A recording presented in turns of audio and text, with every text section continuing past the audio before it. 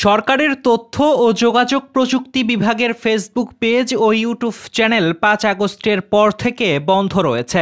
এই পেজ ও চ্যানেলের পাসওয়ার্ড জানেন শুধুমাত্র সাবেক আইসিটি প্রতিমন্ত্রী জুনাইদ আহমেদ পলক।